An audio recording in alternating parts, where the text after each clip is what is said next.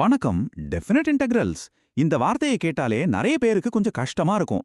ஆனா இந்த விதிகள் எல்லாம் வெறும் ரூல்ஸா பார்க்காம கஷ்டமான கணக்குகளை கூட ஈஸியா சால்வ் பண்றதுக்காக ஷீட் கோட்ஸா பார்த்தா எப்படி இருக்கும்னு யோசிச்சு பாருங்க. வாங்க, அந்த சூப்பர் குறுக்கு வழிகளை பத்தி தான் நாம இப்போ பார்க்க போறோம். சரி, ஆரம்பிக்கலாம். அடேங்கப்பா, இந்த கணக்க பார்த்த உடனே கொஞ்சம் தலை சுத்துற மாதிரி இருக்கு இல்லையா? இது மாதிரி பெரிய கணக்குகளை பார்த்து தான் நிறைய ஸ்டூடெண்ட்ஸ் பயப்படுவாங்க. ஆனா கவலையே வேணாம், இதை சால்வ் பண்ண ஒரு சூப்பரான வழி இருக்கு. இதே கணக்க வெறும் 30 செகண்ட்ல சால்வ் பண்ண முடியும்னு சொன்னா நம்புவீங்களா?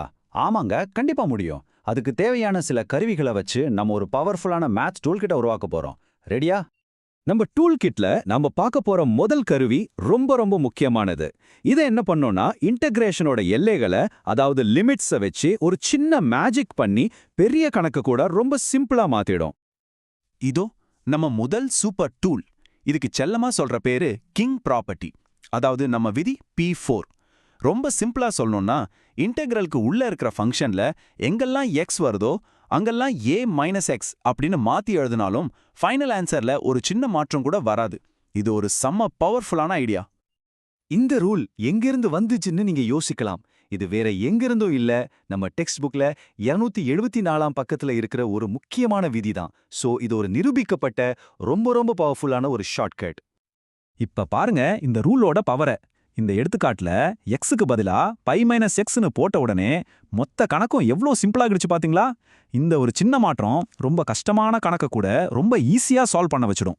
இதுதான் இதுக்கு ஒரு பெஸ்ட் உதாரணம். நாம இப்போ கத்துக்கிட்ட டூலோட ஒரு அட்வான்ஸ்ட் வெர்ஷன் தான் இந்த P3 விதி. இதுல லிமிட் 0ல இருந்து a வரைக்கும் இருக்கணும்னு எந்த அவசியமும் இல்ல. a இருந்து b வரைக்கும் எந்த லிமிட் இருந்தாலும் நாம xக்கு பதிலா a + b - x அப்படின்னு மாத்திக்கலாம். இது இன்னும் ஜெனரலான ரொம்ப யூஸ்ஃபுல்லான ஒரு ரூல்.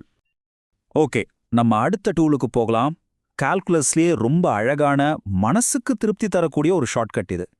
வாங்க, சிமெட்ரி, அதாவது சமச்சீரோட சக்தியை பத்தி பார்க்கலாம். இந்த ஷார்ட்கட்டை யூஸ் பண்ண நாம ரெண்டு விஷயத்தை புரிஞ்சுக்கிட்டா போதும். ஒன்னு ஈவன் ஃபங்க்ஷன், இன்னொன்னு ஆட் ஃபங்க்ஷன். ரொம்ப சிம்பிளா சொல்லணும்னா, ஈவன் ஃபங்க்ஷனுக்கு y ஆக்சிஸ் ஒரு கண்ணாடி மாதிரி, ரெண்டு பக்கமும் ஒரே மாதிரி இருக்கும். ஆட் ஃபங்க்ஷன்னா ஆர்ஜனை மையமா வச்சு 180 டிகிரி சுத்தினா அதே மாதிரி இருக்கும். இவ்வளோதாங்க விஷயம். இதோ அந்த விதி P7.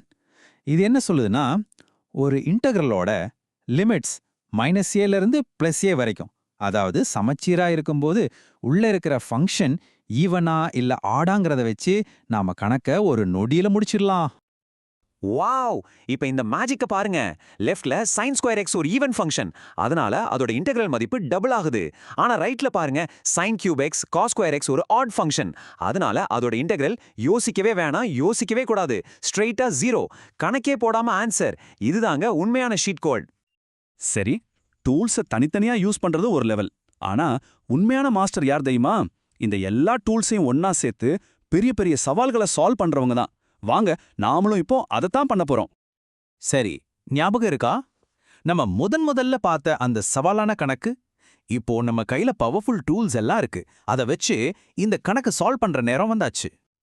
இதோ பாருங்க, 4 சிம்பிள் ஸ்டெப்ல இதுக்கு தீர்வு காணலாம். ஸ்டெப் 1, ஒரிஜினல் இன்டெகிரலுக்கு ஐன்னு பேர் கொடுங்க. ஸ்டெப் 2, நாம கத்துக்கிட்ட கிங் ப்ராப்பர்ட்டியை, அதாவது P4 விதியை வச்சு இன்னொரு இன்டெகிரலை உருவாக்குங்க. ஸ்டெப் 3, இப்போ இந்த ரெண்டு இன்டெகிரலையும் கூட்டுங்க, அதாவது i + i.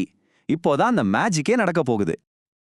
இங்கதான் அசலான ட்விஸ்ட். அந்த ரெண்டு இன்டெகிரலையும் ஆட் பண்ணும்போது அந்த sin4x cos4x எல்லாமே ஒன்னோடு ஒன்னு கேன்சல் ஆகி கடைசியில இன்டெகிரலுக்குள்ள வெறும் ஒன்னு மட்டும் தான் நிக்குது. அந்த கஷ்டமான ஃபங்க்ஷன்ஸ்லாம் பூஃப் மாயமா மறைஞ்சிருச்சு. கடைசியா 2yயோட மதிப்பு π/2னா அப்போ iயோட மதிப்பு π/4. அவ்வளோதாங்க, கணக்கு முடிஞ்சது. பார்க்கறதுக்கு அவ்வளோ பயமுறுத்துற மாதிரி இருந்த கணக்குக்கு இவ்ளோ சிம்பிளான அழகான ஒரு ஆன்சர். செமையா இருக்குல்ல? ஓகே, இதிலிருந்து நாம கத்துக்கிட்ட முக்கியமான விஷயங்களை எல்லாம் ஒரு தடவை சீக்கிரமா பார்த்துடலாம். நாம எல்லாரும் சேர்ந்து இப்போ ஒரு பவர்ஃபுல்லான இன்டெகிரல் டூல் கிட்டயே ரெடி பண்ணியிருக்கோம். உங்க டூல் கிட்ல இப்போ 3 சூப்பரான டூல்ஸ் இருக்கு.